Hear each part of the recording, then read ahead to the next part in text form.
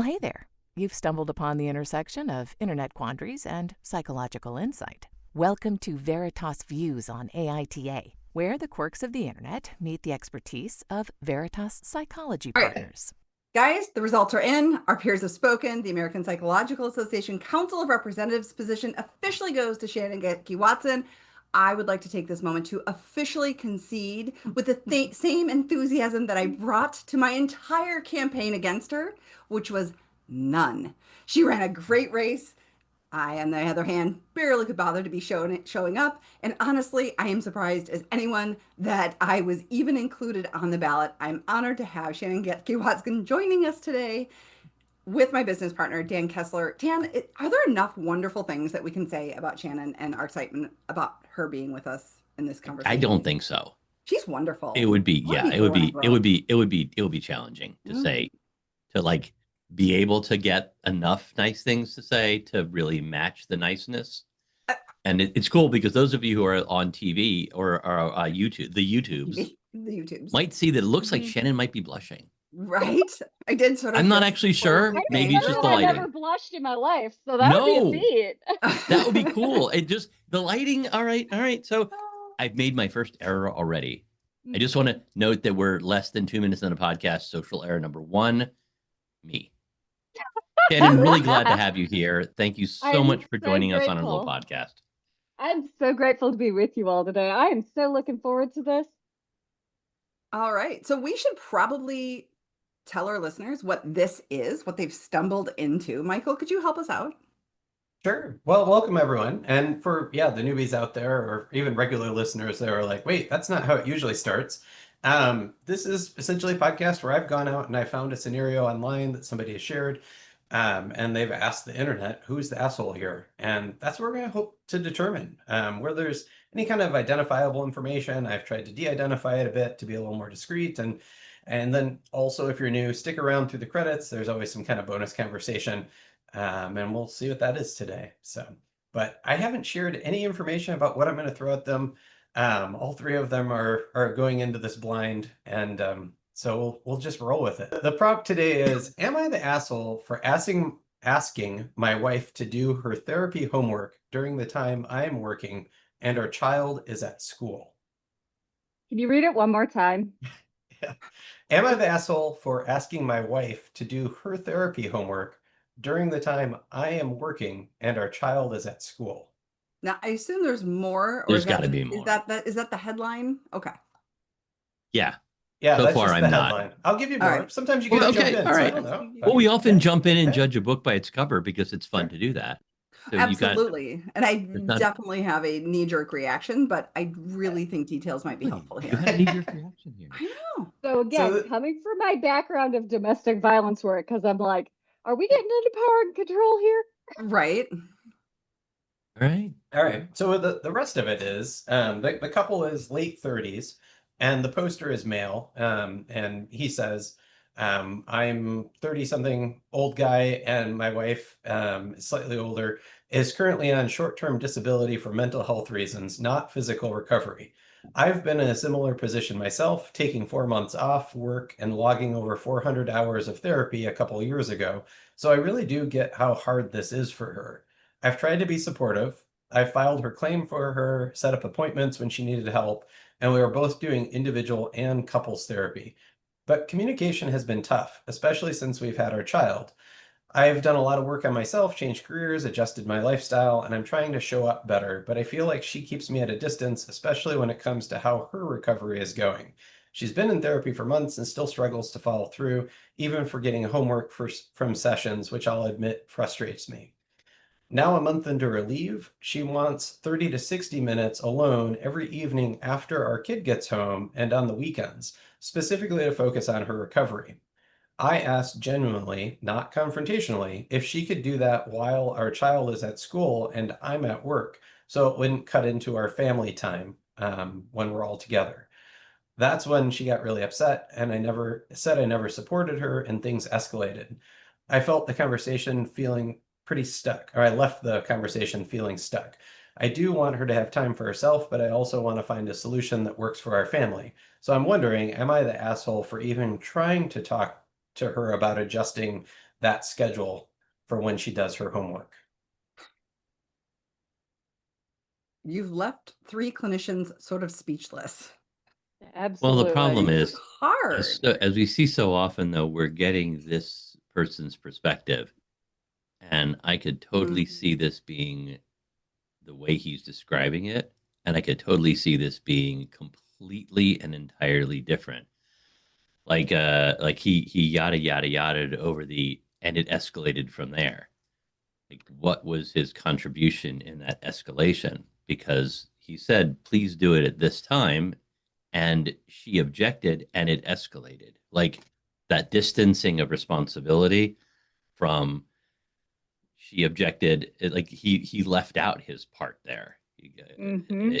What happened there, that quote, again, that third personing of it escalated. Like, so I am, the reason for my pause, I don't know about my colleagues, the reason for my pause is there's a lot of stuff that's not in here. Yes. I totally agree. Shannon, what are your thoughts? So I had a number of questions that I would want to be asking. Yeah. One question that comes to mind is, what is she doing during the day? Yes. So what is happening during the day that she's not doing the therapy homework? Is she doing physical therapy? Is she doing, what is she doing during the day, right? What is precluding her from being able to do XYZ during that period of time, right? Yeah. And so I suspect she's doing legit things that's happening during that time, right? Right.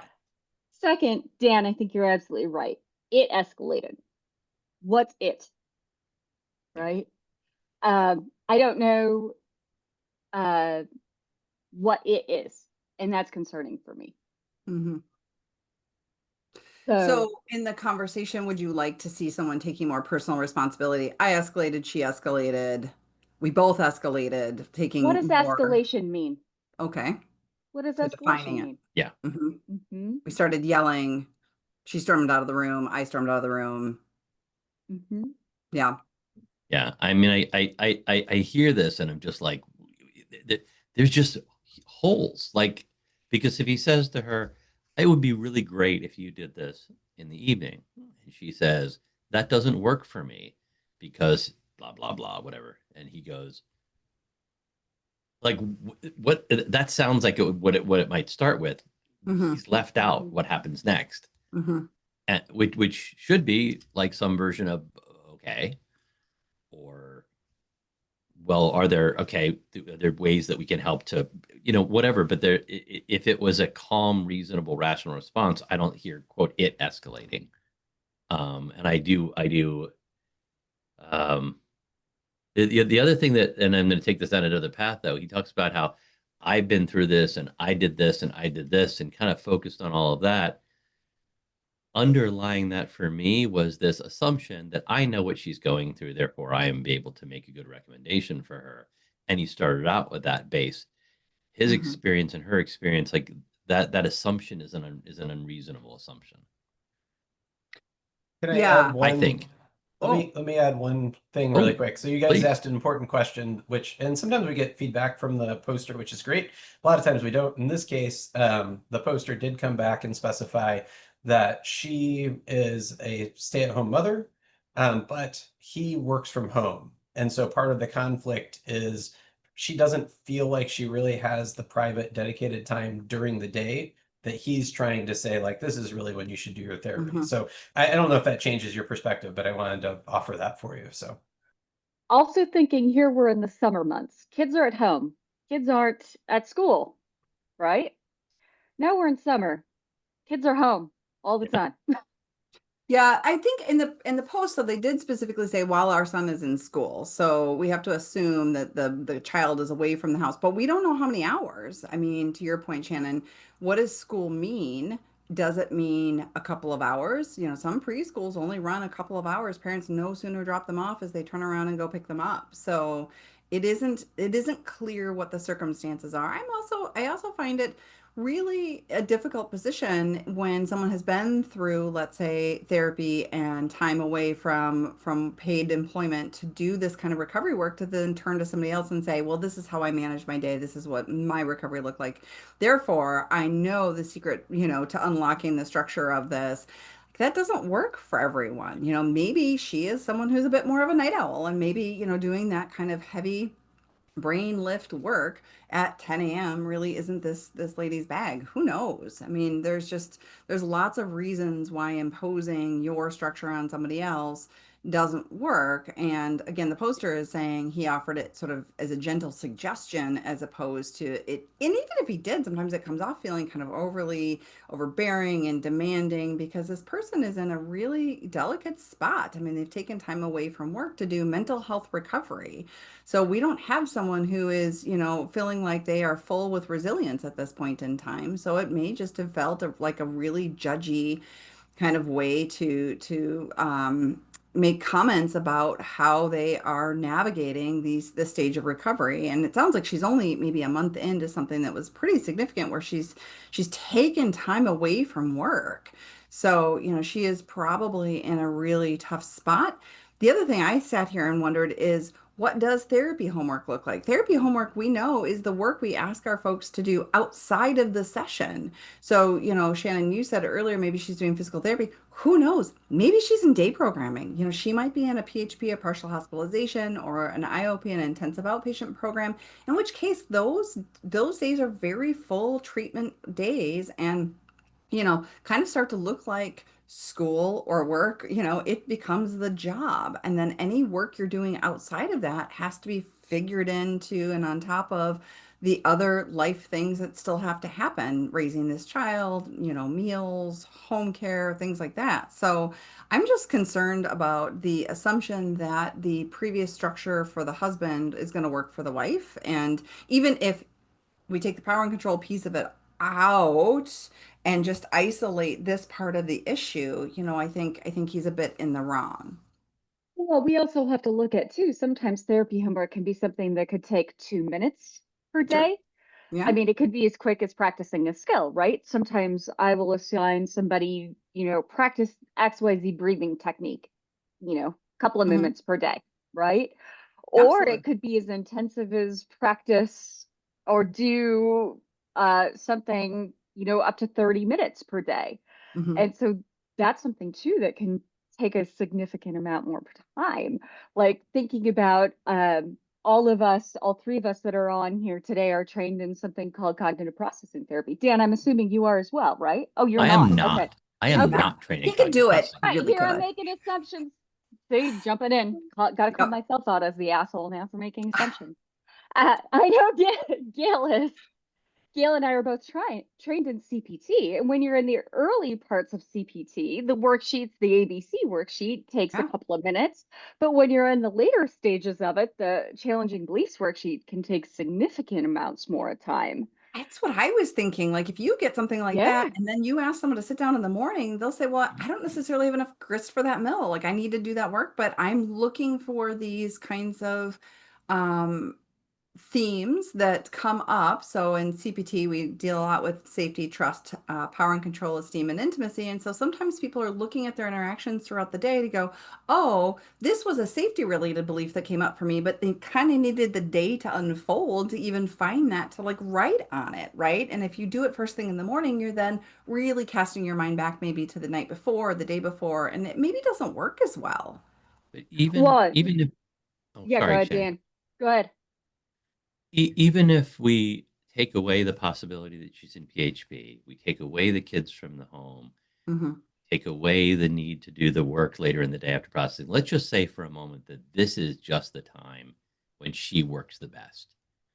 Yeah. Her life is in a place where she is putting things on hold. She's left work. She's not in a good place Mm-hmm. because she's needed this. If she has found a way, and he said she struggled to complete her homework, she struggled to do the work of therapy. If she has found a workaround, this is what works best for me. Let's take therapy out of it. Let's say that she wanted to exercise every day, and she has found that I can exercise at 7 p.m., and that works for me. I just can't seem to do it at any other time of the day, but this works for me. Could I please have that time? let's say she, whatever it is, she just wants a half an hour to read or to quiet her mind or whatever. He can say, could this be done at an earlier time of the day? She says, no, this is what works for me. This is this opportunity. Like, you're going through a lot right now. Not that, like, she doesn't need a reason for that time to work. If that time works, it strikes me he's as framing himself as this supportive guy and this terrific husband who's there for his spouse. If he wants to be that person, that's a great opportunity to be that person. Yes, this is what works for you. Great. Said, can we do like the 7:45, 8? Like, what time works best for you? Like, I got, so I can, you need a quiet place. Like, should I take the kids out of the house? Yeah. Like, what would make this work for you? That's the TLDR, Dan. Do what works for you in the situation that you're in, and not the situation that you wish you were in. Yeah. And I have clients where we do this, where they'll exchange. So like, I'll take this hour with the kids and you get this hour with the kids, right? Yeah. So that here's my hour of self-care, my hour of therapy homework, or my hour with kids. And then you go get your hour. So that they both get time with the kids one-on-one, which is important for the parents to have with the kids, so that the kids get time one-on-one with the parent, right? And that's important for the bonding time. And it's important for the adults to have adult time. Yeah.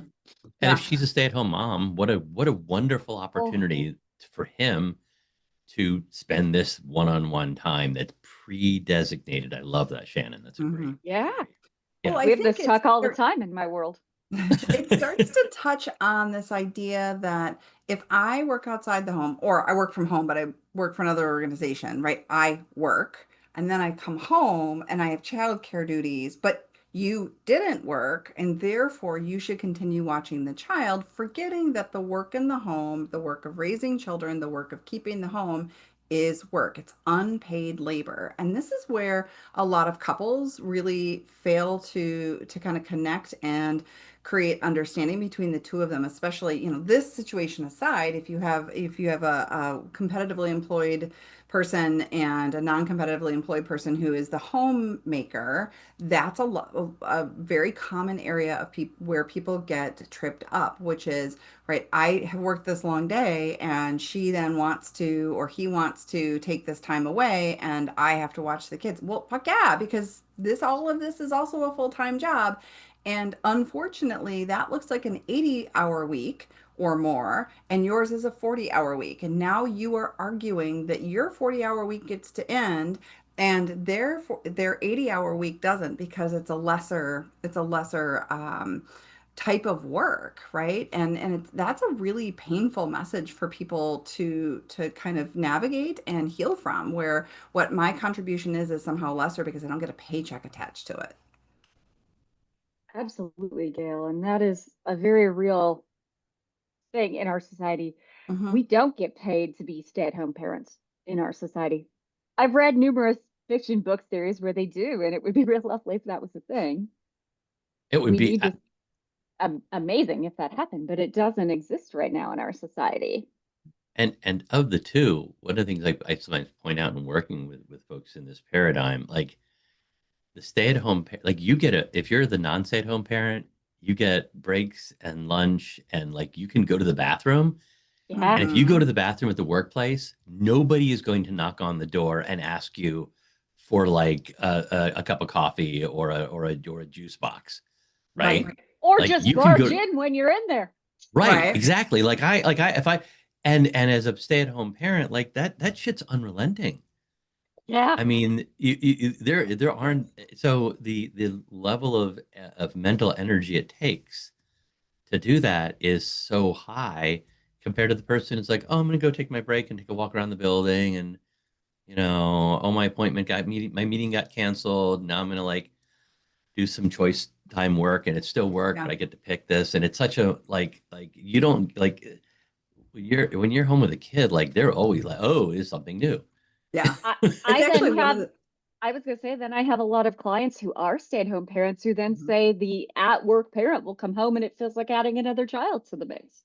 Right. Because now they have to cook for another person that comes home. Who, by the way, then wants to also touch you. And if you're raising little ones, touched all day and you're filled with like, I don't want to be touched anymore, but your spouse comes home and wants touch. And that is draining as well. That's not wrong, but these are things that you have to navigate when you organize your life in this way. And if kids are in the bathroom with you and literally constantly in contact, maybe you're nursing a little one, there's just a lot of touch, and that gets overwhelming. And so to be able to carve that time out, to have that spouse take those kids away for a little bit, allow yourself that recovery time so that you can create some intimacy time. It's fair.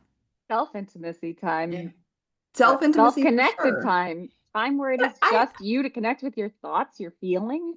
Absolutely. And I was talking with someone recently of just like, yes, that is all important. And as a way to continue to invest in your relationship, investing in you allows you to then be available to invest back in your relationship. Because if you only invest in your kids, we're missing two other really important people in the mix, yourself and your partner. And that is where we start to see people pull away and fracture and really then feel invested in their own position and forgetting to look at the overall household, shared interest. Yes, Dan. Yeah. I've learned something from the you. chuckler, we've talked in the past about this mediation concept of moving from positions to interest, to what are the underlying. So that's for those who haven't been listening all along, that's out of the mediation work. And I like that a lot. Yeah. And what's interesting here, getting back to OP's original question, like so often he asks the wrong question. That's immediately what I was thinking. The question is it reasonable for me to ask her to do this during the daytime? As such, yeah, it's very reasonable.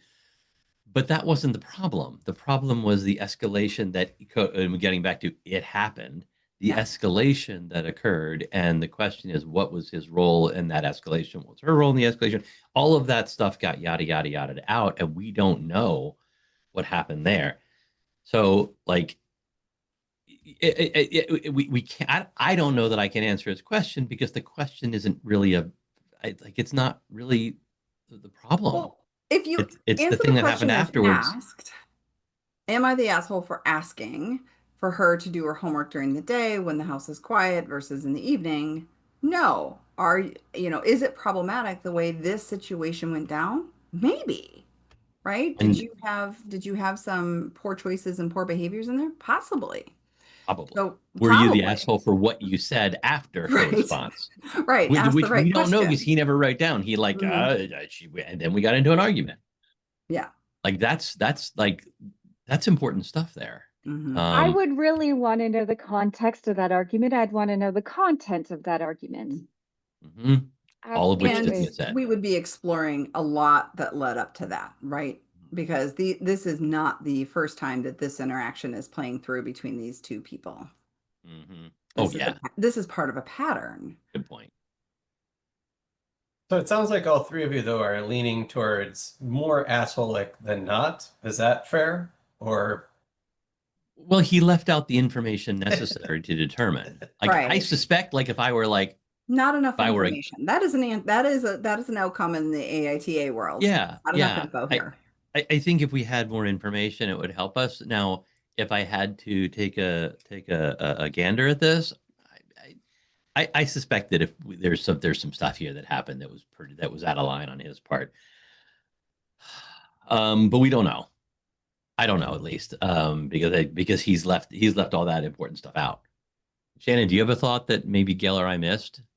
No, and I want to be real careful here because again, I come from a background of working in the context of working with survivors of domestic violence. That's 100% of my practice, right? So I see things in the context of power and control. That's the lens through which I see almost everything. And so I want to be real careful and not to put that into this. But this pulls for that, Shannon, right? And that's why I want to be careful not to overexude and put that into this, because I don't want to assume that we're jumping onto a power and control issue. But it would be easy to do it, right? It has the feel. Yeah. It has the feel of it. And so that's why I said, I'm trying to be careful here. Because it's there. It's there. And so that's why there's flavors of it, right? There's flavors of the power and control piece here.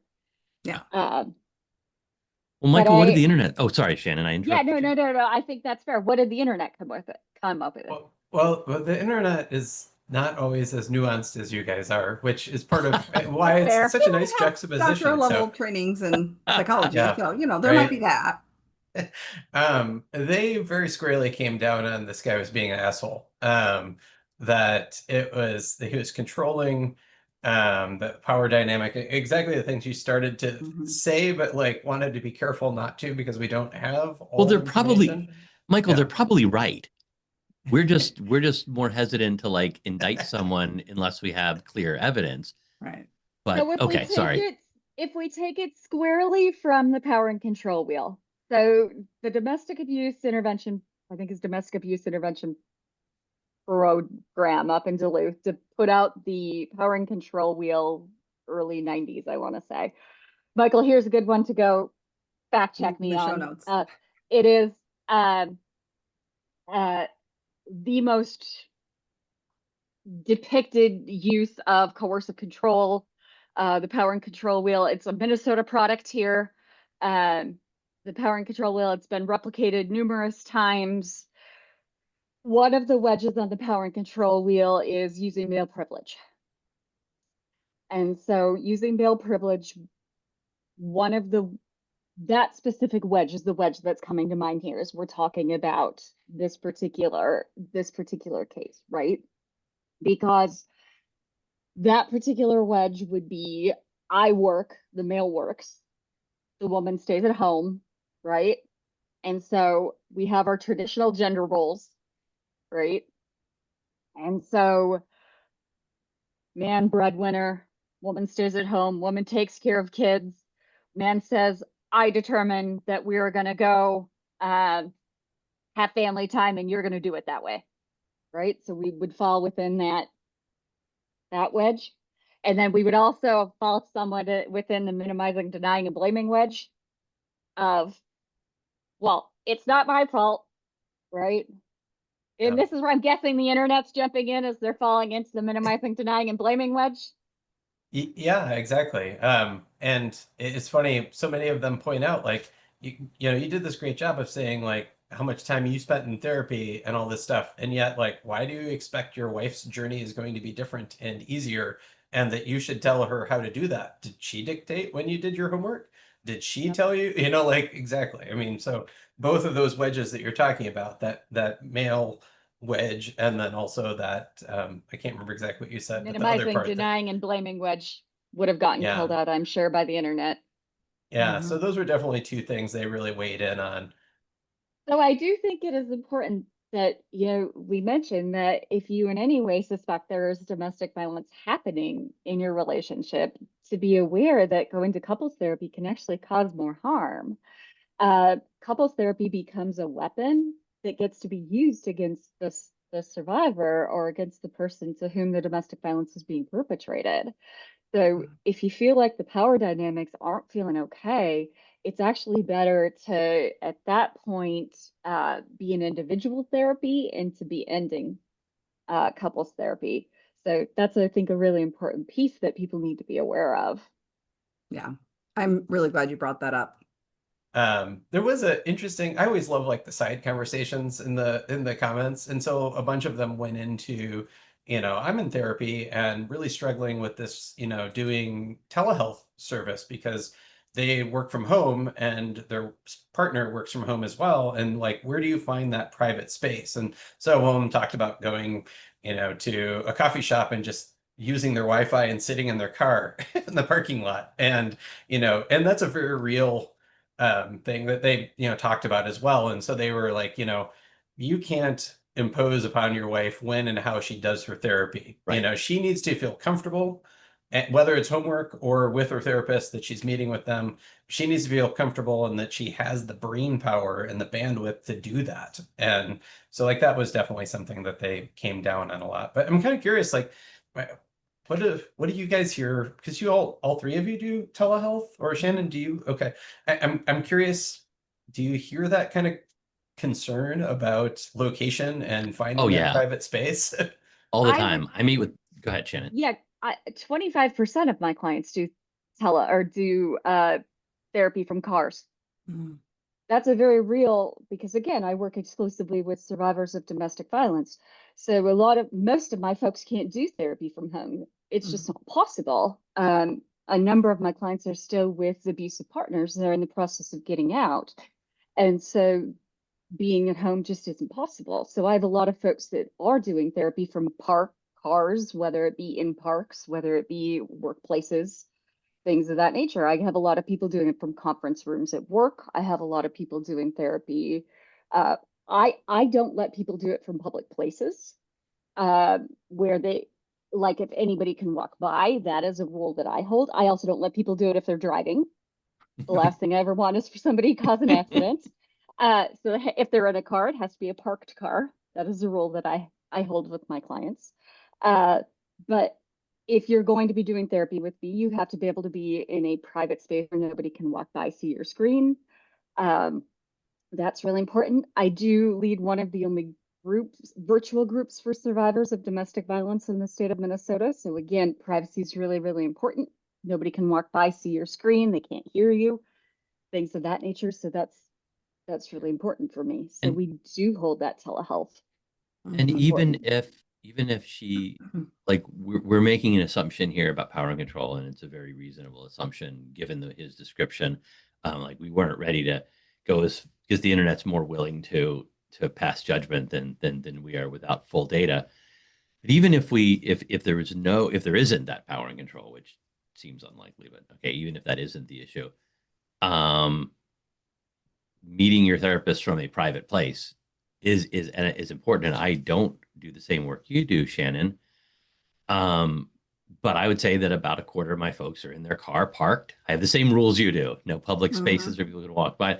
But but I do have folks who are like, let me go out to the car because I need more privacy, or I can't meet at this time because my partner's here. Let's schedule this when they're not at home, or when I can, be someplace else, or when I can drive over to wherever. Because I don't want my whoever listening in. Not that they're necessarily ever able to hear it, but because it gives me that peace of mind and comfort. And that is one.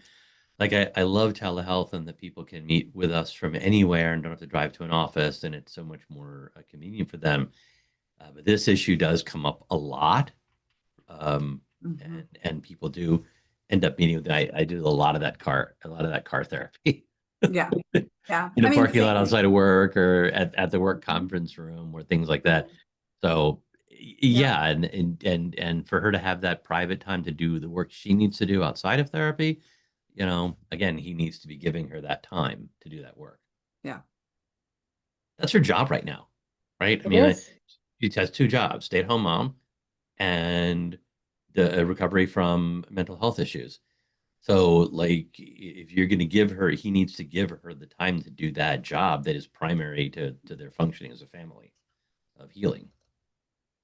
I'll add, though, I tend to look at the internet askance at their advice sometimes. One of the things that was particularly heartwarming in this case was the number of people who reached out and said, here are tools for domestic abuse if this is the scenario, if you need any help. And we'll be sure to link those things as well, because I think anytime we talk about it, we need to make sure and share what those resources are available. And I am happy to provide resources on that front too. I have a whole big long list of them. Awesome. I'll definitely take you up on that. I am a former advocate, so I come from the backgrounds of working in shelters. Awesome. Well, thank you all three for another riveting debate and a glimpse into the collective conscience of the internet forums. Remember, morality is often shades of gray and not just black or white. And if you are in need of those resources, please do visit our website. We will make sure that we get Dr. Goecke-Watson's resources put up and help in any way we can for the situation that you may be in and don't know where to turn. Absolutely. Yeah.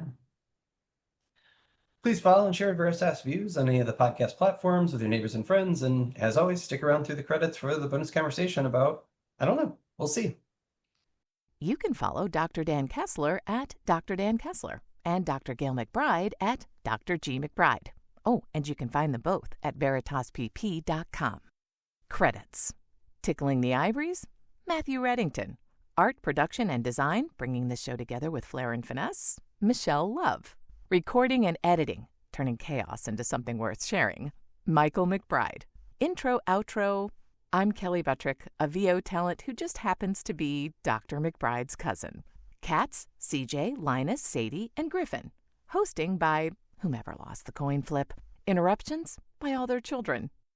The content of this podcast is for informational and educational purposes only and is not a substitute for professional mental health advice, diagnosis, or treatment. Listening to this podcast does not constitute a therapist-client relationship. If you believe you may be experiencing a mental health issue, please seek the assistance of a qualified mental health professional. If you are experiencing a mental health crisis, you can call or text 988 from anywhere in the U.S. to be connected to Crisis Mental Health Services. Thanks for listening. As promised, here's that bonus conversation. All right, Dan, do we subject her to the usual question? All Sure, right. go. Bring it on. All right. Well, so when we started the podcast, and you know, because you listened to some early episodes, we started talking about the things in our office. The things in our office are meaningful to us, right? Okay. And we've kind of taken a track, I guess, in talking to our guests about what's in their office. Now, we don't necessarily get a chance to, you know, peek around your office because we just get this narrow little camera view of it. But we'd love for you to tell us a story about something that is in your office that is meaningful that you'd like to share with us about why it's there and the story it tells or the use it has. I would share with you, let's see. The She's number looking around one, deciding. the number one thing is my brain model that is right behind me. Ah. This brain model goes with me everywhere. It is used everywhere. Those that know me and know me well know that I am a massive brain nerd. I am a believer that talking about the neurology of trauma is incredibly, incredibly important. So this model was actually gifted to me by my internship director. So for those that don't really know much about the internship process for the doctorate level of psychology, it's kind of like our residency for the medical world. It is pretty much our last step before we get to be doctors. So we go, essentially, we get matched somewhere in the country, and you have to go pretty much be a psychologist for 40 hours a week somewhere. There's a little bit of a training component, but we see folks, goodness, like 30-ish hours a week for clients. Although it kind of depends, I guess, on what your program is. Yeah, mine was we saw patients 30, and then we had some training and a little bit of supervision. So my last day of internship, my gift for my internship director was my brain model, because he knew that I love to talk neurology. And so this particular model, it comes apart, I get to use it. So quite literally, a big part of what I do as part of my practice is I do a lot of community trainings on trauma. And so this model comes apart and I get to show different people and I get to walk through the different parts of the brain with people, which is really, really cool. And so I do this with clients. I do it as part of trainings where I get to actually walk through and be like, this part does this part does this, and I get to do it in the context of trauma.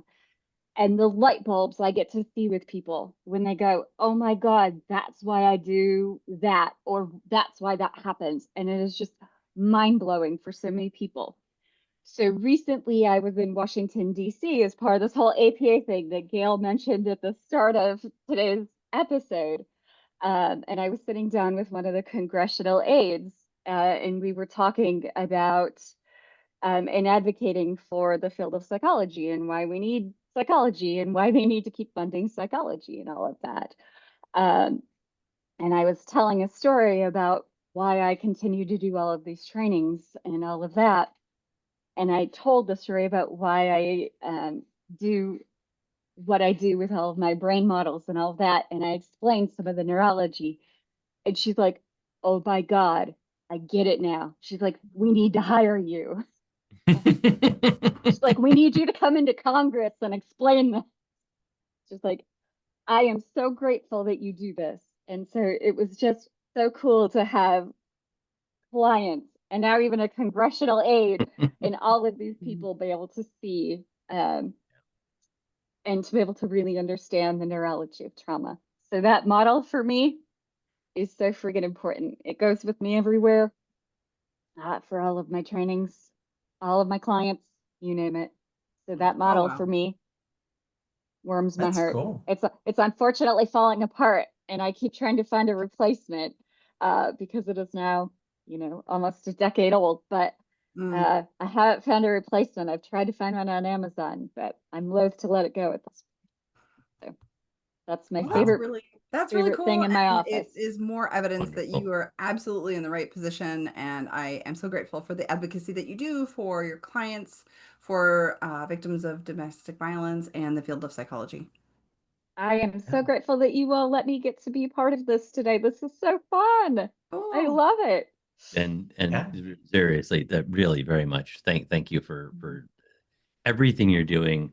Not just for the clients you work with, Dr. Goecke-Watson, but for our field as psychologists, and I really appreciate the representation that you're taking to DC when you do that work, and insert more effusive things here that just get annoying. So I'll stop. Well, both of you are doing a lot too, so thank you for everything you're doing. Goodness, Dan, with everything you're doing for MPI, Gayle, you as well. From the bottom of my heart, I'm grateful to all of you too, and for everything you're doing with this podcast, all three of you, Michael as well. To the bottom of my heart, thank you. This is amazing. I'm so grateful to be a part of this. Yeah, well, thanks again for joining us, and thanks everyone else for tuning in. Tune in again next week for, some other conversation about who knows what the topic will be. We love hearing from you, so please review us on Apple, Spotify, or, wherever you're listening. If you enjoyed this podcast, please review, like, and follow. Also, give it a share. This helps us reach more listeners.